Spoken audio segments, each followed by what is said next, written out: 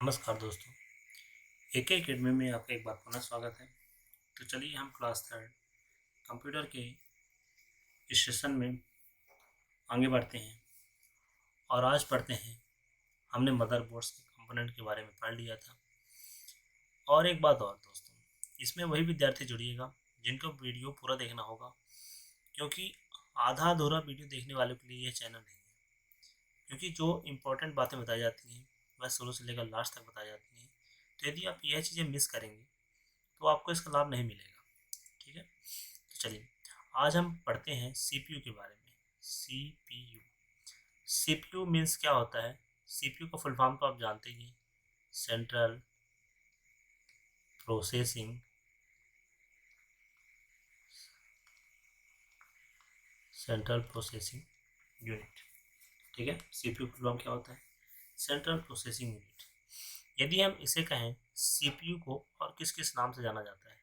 कभी कभी सीपीयू ना देके इसके अदर नाम भी पूछ लिए जाते हैं। तो ध्यान रखिएगा, सीपीयू को क्या कहा जाता है? प्रोसेसर भी कहा जाता है, क्योंकि यह प्रोसेस का काम करता है।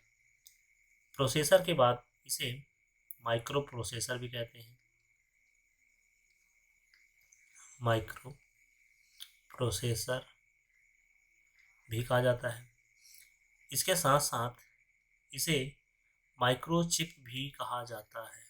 ठीक है, यदि कभी कभी ऑप्शन में आ जाए कि माइक्रोचिप को और किस नाम से जाना जाता है, तो ध्यान रखिएगा, माइक्रोचिप को सीपीयू के नाम से भी जाना जाता है। ठीक है, माइक्रोचिप के साथ साथ लॉजिक चिप भी इसे कहा जाता है। यह सब इसी के नाम है। ठीक है, लॉजिक चिप भी इसे कहा जाता है। और एक और नाम, सीपीयू को ब्रेन ऑफ कंप्यूटर। यह तो आप जानती हैं कि कंप्यूटर का दिमाग किसे कहा जाता है? सीपीयू को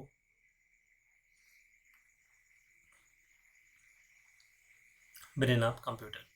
ठीक है, अब यहाँ पे हम बात करते हैं सीपीयू में कितने पार्ट होते हैं। तो सीपीयू में हम पहले ही बता चुके हैं कि सीपीयू में 3 पार्ट होते हैं। ठीक है, और वो 3 पार्ट कौन कौन से होते हैं? तो सबसे पहला जो पार्ट होता है वो होता है ALU, अर्थमेटिक लॉजिक यूनिट। ठीक है, दूसरा होता है कंट्रोल यूनिट और तीसरा होता है मेमोरी यूनिट। ठीक है, तो इसका नाम क्या होता है? सबसे पहला अर्थमेटिक लॉजिक यूनिट। इसमें कहाँ से कैसे क्वेश्चन बनते हैं इसके बारे में हम पूरा डिटेल देखेंगे। ठीक है, सी यू मीन्स क्या होता है? Control unit. ठीक, एंड MU मीन्स क्या होता है? Memory unit. ठीक, अब हम जो पहला पोर्शन पे चलते हैं, अब इनको थोड़ा डिटेल देखते हैं कि अर्थमेटिक लॉजिक यूनिट क्या क्या होता है, कंट्रोल यूनिट क्या होता है, एंड मेमोरी यूनिट क्या होता है। तो सबसे पहले हम बात करते हैं ALU, अर्थमेटिक लॉजिक यूनिट। ठीक है, अब इसके नाम में ही जैसे स्पष्ट है, अर्थमेटिक लॉजिक यूनिट। तो इसमें अर्थमेटिक ऑपरेशन और लॉजिकल ऑपरेशन से संबंधित कार्य किए जाते हैं। ठीक है, सबसे पहले इसमें अर्थमेटिक। अब अर्थमेटिक ऑपरेशन में क्या क्या आएंगे? अर्थमेटिक ऑपरेशन में क्या क्या आएंगे? तो आपका एडिशन हो गया, सब्सट्रैक्शन हो गया, मल्टीप्लिकेशन हो गया एंड डिवीजन हो गया। यह किस में आएंगे? अर्थमेटिक लॉजिक यूनिट में।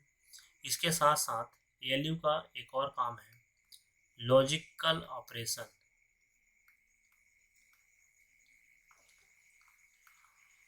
अब इसको किस रूप में दर्शाया जा सकता है?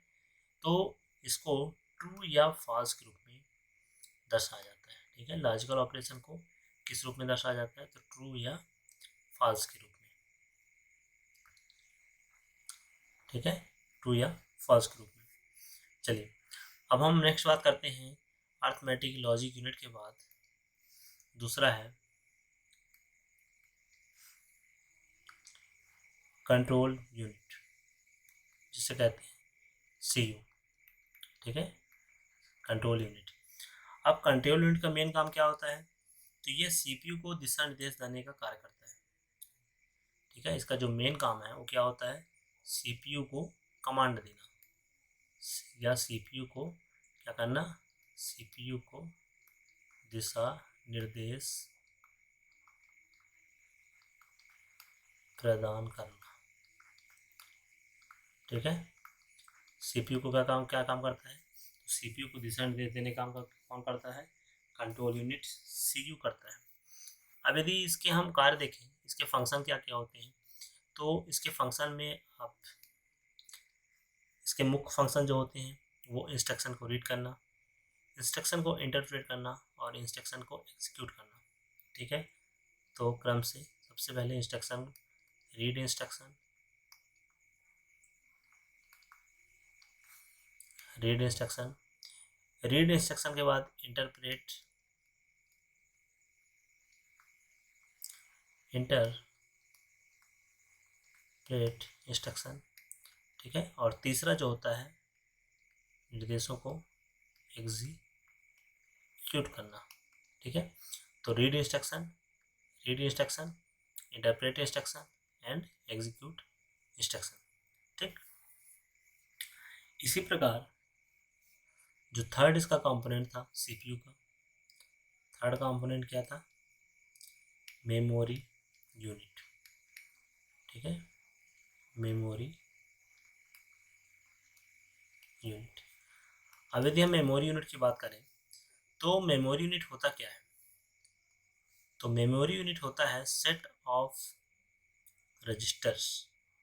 ठीक है, ध्यान रखिएगा, रजिस्टरों का समूह को क्या कहते हैं, मेमोरी यूनिट कहते हैं, सेट ऑफ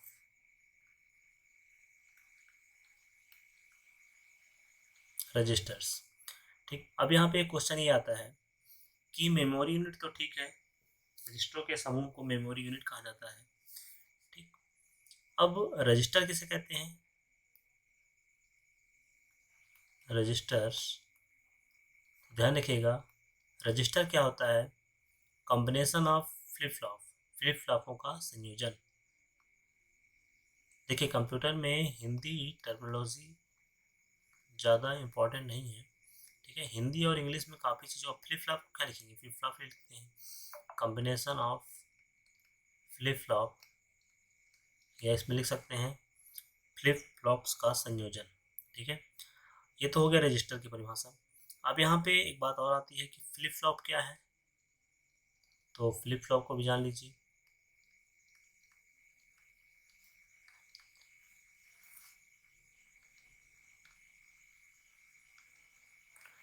फ्लिप फ्लॉप क्या है, तो फ्लिप फ्लॉप होता है single bit data storage unit, एकल बिट डाटा की भंडारण इकाई, single bit data storage unit, single bit data storage unit. ठीक है, और यहाँ पे सिंगल बिट क्या होता है, तो सिंगल बिट ध्यान रखिएगा, सिंगल बिट जो बाइनरी डिजिट होते हैं 0 और 1। ठीक है, दोनों की वैल्यू कितनी होती है, 1 बिट दोनों की वैल्यू होती है। तो ये होता है यहाँ से मेमोरी यूनिट। मेमोरी यूनिट एक बार फिर से, मेमोरी यूनिट क्या होता है, तो मेमोरी यूनिट होता है set of registers, and register क्या होता है, combination of flip flop, flip flop क्या होता है, single bit data storage unit, और बिट क्या होता है, 0 और 1 के फॉर्मेट में इसे दर्शाया जाता है।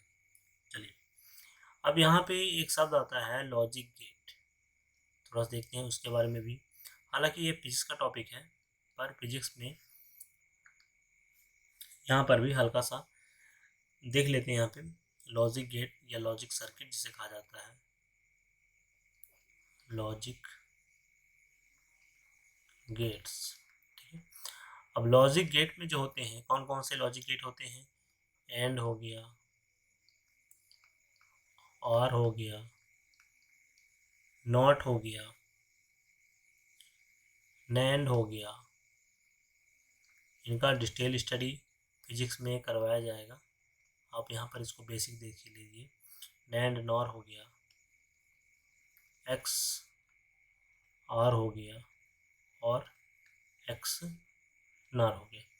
ठीक है, यहाँ पे जो एंड और नॉट होते हैं, यहाँ पे जो एंड और नॉट होते हैं, इसे कहा जाता है basic logic gate. Basic logic gates, ठीक है। इसके अलावा जो नैंड हो गया, नार हो गया, एक्सऑर हो गया, एक्सनॉर हो गया, इसे कहते हैं ड्राइव्ड लॉजिक गेट, क्योंकि ये क्या होते हैं, ये बेसिक लॉजिक गेट्स से ही क्या बनते हैं, ड्राइव्ड किए जाते हैं।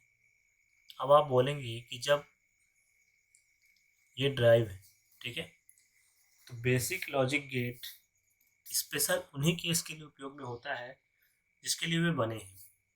जैसे यदि कोई सिविल इंजीनियर है, ठीक है, तो वह घर बनाने में ही माहिर है, पर यदि वह मैकेनिकल वालों या इलेक्ट्रिकल वालों का कुछ काम कर लेता है तो वह उसमें महारत हासिल नहीं है, बस ये है कि उसका वह काम चला सकता है, तो उसे कहेंगे ड्राइव लॉजिक गेट, ठीक है। अब यहाँ पे लॉजिक गेट के बारे में कुछ और जान लेते हैं। यहाँ पे मुख्य बातें क्या क्या होती है, जैसे नॉट गेट। नॉट गेट का काम क्या होता है, नॉट गेट में यदि आप 0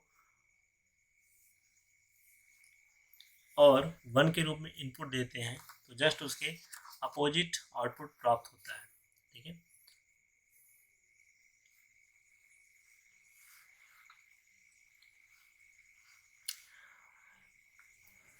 देखिए यहाँ पर कंप्यूटर में जो जो काम का चीज़ है हम सिर्फ उसे ही डिस्कस करेंगे, ठीक है। बाकी फिजिक्स का चैप्टर है, फिजिक्स का टॉपिक है, फिजिक्स में इसे हम देख लेंगे।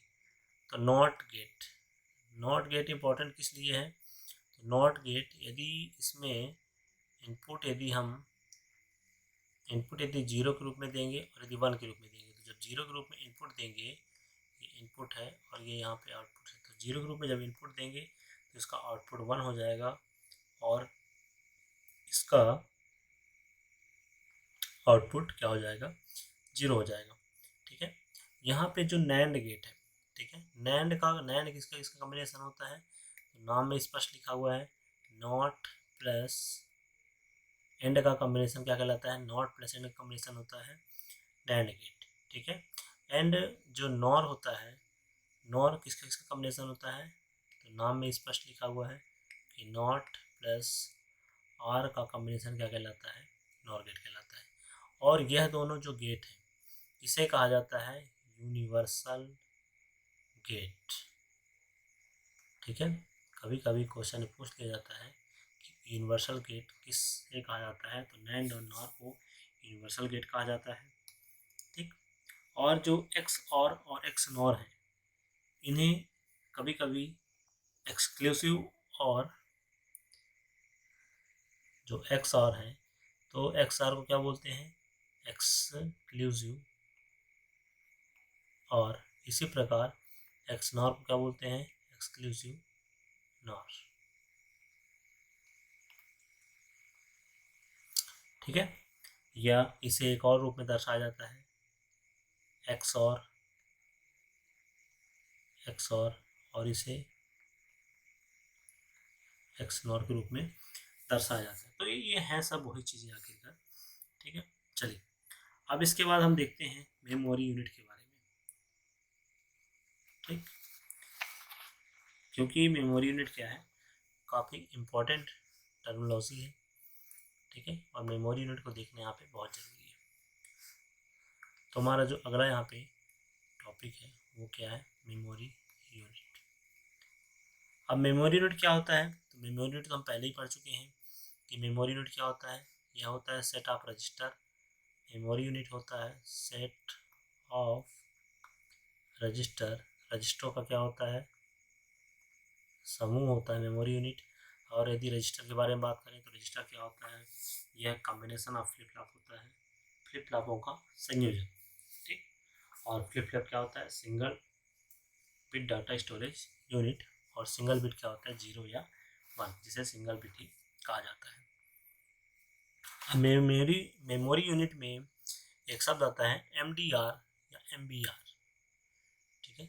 इनका मतलब क्या है, सबसे पहले तो इनका फुल फॉर्म जान लेते हैं, MDR, MBR, ठीक है, या IBR भी इसे कहा जाता है, IBR, ठीक है, MDR, MBR and IBR। MDR का मतलब क्या है? Memory data, memory data register, ठीक है। एंड MBR का मतलब क्या है? मेमोरी बफर रजिस्टर,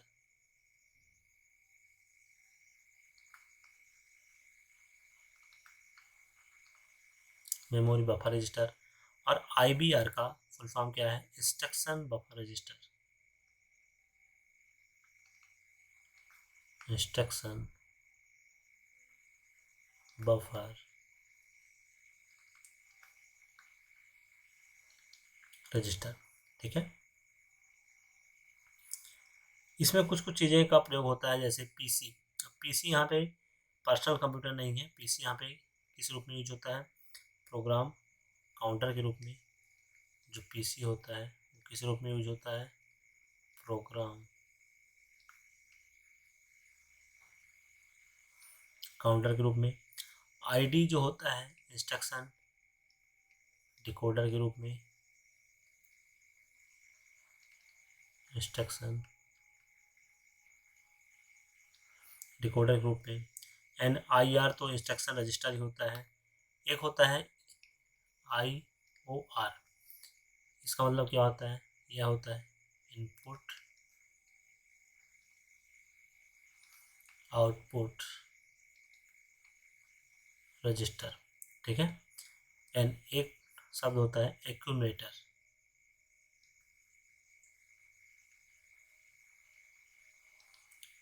ठीक। चलिए, अब इसके बाद मेमोरी यूनिट के बाद जो सेट ऑफ रजिस्टर होता है, रजिस्टर क्या होता है? कॉम्बिनेशन ऑफ फ्लिप फ्लॉप होता है। तो फ्लिप फ्लॉप के बारे में जान लेते हैं कि फ्लिप फ्लॉप क्या होता है। तो यहाँ पे हम बात करते हैं फ्लिप फ्लॉप के बारे में।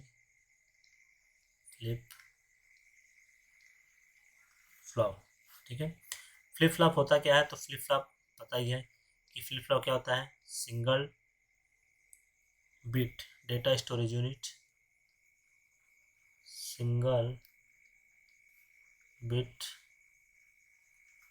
डेटा स्टोरेज यूनिट होता है, ठीक है। अब फ्लिप फ्लॉप कई प्रकार के होते हैं, कभी कभी इनका फुल फॉर्म में पूछ लेता है।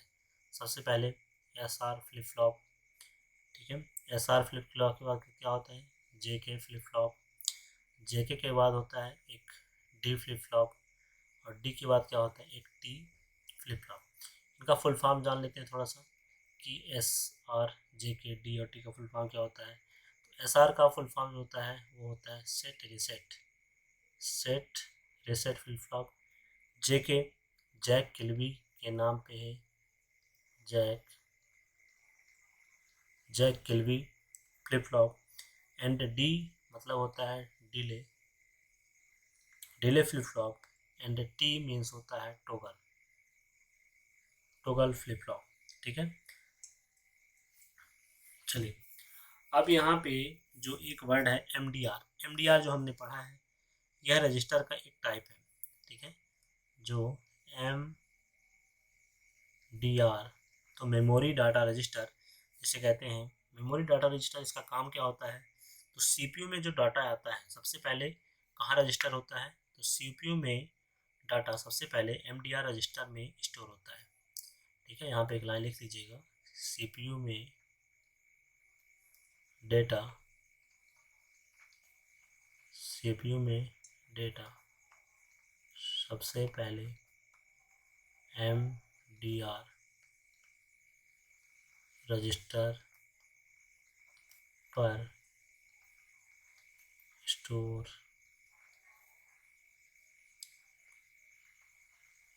होता है, ठीक है। CPU में डाटा सबसे पहले MDR रजिस्टर पर क्या होता है? स्टोर होता है। अब यहाँ पे यदि हम आपसे एक क्वेश्चन पूछते हैं कि कंप्यूटर में जो बफरिंग होता है, तो बफरिंग किससे संबंधित होता है? ठीक है, बताइएगा यहाँ पे आप लोग क्वेश्चन कमेंट बॉक्स में। Buffering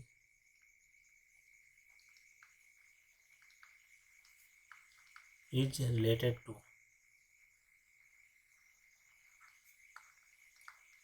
buffering is related to, इसका सही आंसर क्या है? इसका सही आंसर है बफरिंग किससे संबंधित होता है? रजिस्टर से। ठीक है, बफरिंग किस संबंधित होता है? बफरिंग संबंधित होता है रजिस्टर से। और रजिस्टर में भी क्या, जैसे फुल फॉर्म भी था MBR। MBR फुल फॉर्म क्या था? Memory buffer register. ठीक है, तो बफर किससे संबंधित है? तो बफर संबंधित है रजिस्टर से। अब होता क्या है, बफरिंग होता कैसे है, इसका एक फ्लो चार्ट के माध्यम से हम थोड़ा समझते हैं यहाँ पे कि बफरिंग होता कैसे है। सबसे पहले आपके पास क्या होता है, एक होता है मॉनिटर स्क्रीन। ठीक है, मॉनिटर के बाद यहाँ पे क्या होता है, मॉनिटर में सीपीयू के द्वारा आउटपुट जनरेट होता है। सीपीयू में डाटा कहाँ से आता है? सीपीयू में डाटा आता है रैम से, और रैम में डाटा कहाँ से आता है? हार्ड डिस्क से। ठीक है, हार्ड डिस्क से रैम में, रैम से कहाँ आता है? सीपीयू में। और यहाँ पे इनपुट होता है, यहाँ पे सीपीयू में क्या होता है? प्रोसेसिंग होता है। और यहाँ पे क्या निकलता है? आउटपुट निकलता है।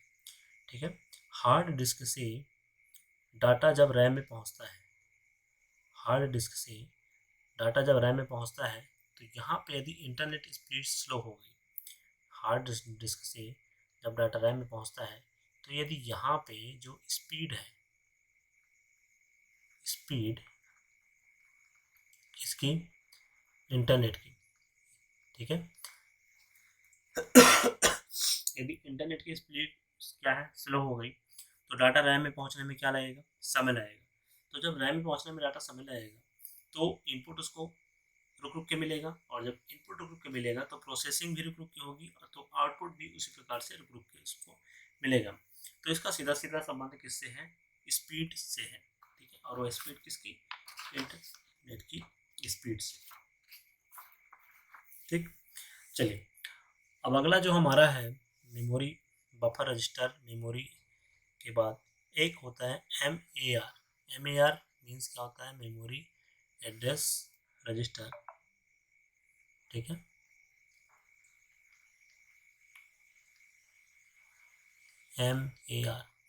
MAR मीन्स क्या होता है? Memory address register. और मेमोरी एड्रेस रजिस्टर क्या होता है? तो यह सीपीयू में आने वाले डाटा का एड्रेस भंडारण करता है। ठीक है, इसमें लिख लीजिएगा, एड्रेस रजिस्टर सीपीयू में आने वाले डाटा का एड्रेस भंडार करता है। ठीक है, एड्रेस रजिस्टर सीपीयू में आने सीपीयू में आने वाले डाटा का एड्रेस स्टोर करता है। एड्रेस स्टोर, या इसको भंडार भी लिख सकते हैं, एड्रेस भंडार करता है। ठीक है, अब जो पीसी होता है प्रोग्राम काउंटर, प्रोग्राम काउंटर का काम क्या है? प्रोग्राम काउंटर सीपीयू में आने वाली अगले अनुदेश का एड्रेस भंडार करता है। ठीक है, यहाँ पे जो एक शब्द हम देखे थे, पीसी। पीसी मीन्स क्या होता है? Program counter. प्रोग्राम काउंटर क्या काम करता है? यह सीपीयू पर आने वाली अगली निर्देश, कौन सी अगली इंस्ट्रक्शन आने वाली है, उसका एड्रेस भंडारण करने का काम कौन करता है? PC, program counter. यह सीपीयू पर आने वाले अगले अनुदेश का एड्रेस भंडारण करता है। ठीक है, चलिए इसके बाद हमने क्या देखा था? Input output register. Input output register का काम क्या होता है? ये सीपीयू और इनपुट आउटपुट डिवाइसों के बीच स्थानांतरित किए जाने वाले डेटा के लिए एक अस्थायी भंडारण स्थान है। क्या किसका किसके मध्य में है? तो यह सीपीयू और इनपुट आउटपुट डिवाइसेस। ठीक है, सीपीयू और इनपुट आउटपुट डिवाइसेस के मध्य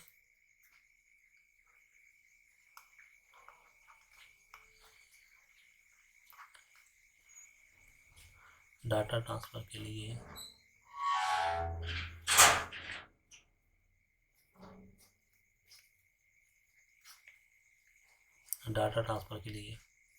अस्थायी भंडारण का कार्य करता है। ठीक है, ध्यान रखिएगा, अस्थायी भंडारण का कार्य करता है। ठीक, इनपुट आउटपुट रजिस्टर क्या काम करता है, तो सीपीयू और इनपुट आउटपुट डिवाइसेस के माध्यम डाटा ट्रांसफर के लिए अस्थायी भंडारण का कार्य क्या काम करता है, इनपुट आउटपुट रजिस्टर। ठीक है, और एक और यहाँ पे हमने वर्ड पढ़ा था एक्यूमुलेटर।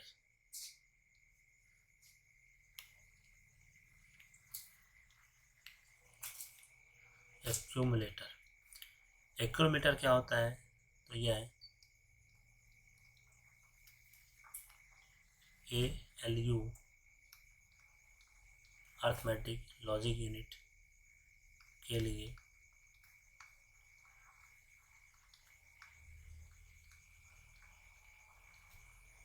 भंडारण का कार्य। ठीक, चलिए इसके बाद आईडी, एक शब्द था आईडी। यह छोटे छोटे शब्दावली हैं, ठीक है, पर परीक्षा की दृष्टि से बहुत महत्वपूर्ण शब्दावली है। अब जैसे यहाँ पे IOR इनपुट आउटपुट रजिस्टर, ये तो ठीक है कि सीपीयू और इनपुट आउटपुट डिवाइसेस के मध्य डाटा ट्रांसफर के लिए अस्थायी भंडारण काम करता है। पर जो एक्यूमुलेटर है तो ये कैसे समझ में आएगा, इसको थोड़ा सा याद करना पड़ेगा। एक्यूमुलेटर मतलब यह ALU के लिए भंडारण का कार्य करता है। ठीक है, आईडी मीन्स क्या होता है, इंस्ट्रक्शन डिकोडर, और इसका काम क्या होता है, तो यह अनुदेश के बाइनरी कोड को क्रिया के अनुक्रम में अनुवादित करता है। ठीक है, जिसे सीपीयू समझ सकता है और उसको एग्जीक्यूट कर सकता है।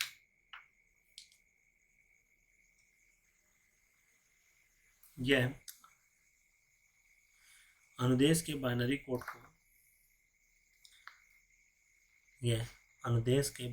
को क्रिया के अनुक्रम में अनुवादित करता है, जिसे सीपीयू समझ सकता है और एग्जीक्यूट कर सकता है। ठीक है, यदि यहाँ पर भी लिखना हो तो इसको एक लाइन में लिख सकते हैं, translate the binary code of instruction, translate the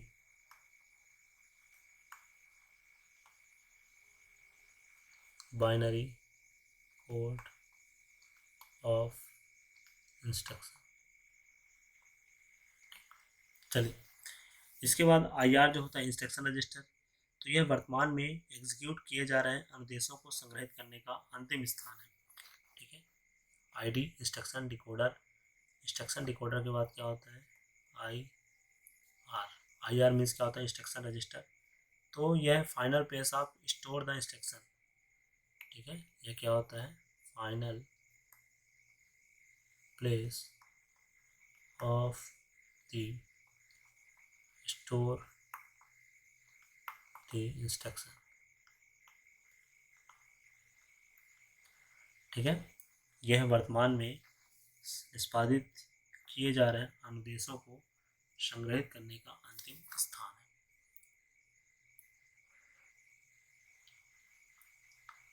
ठीक है, चलिए इसके बाद फिर देखेंगे हार्ड डिस्क के बारे में। ठीक है, स्टोरेज यूनिट के बारे में। चलिए तो यहाँ तक आप लोग इसको अच्छे से करिएगा।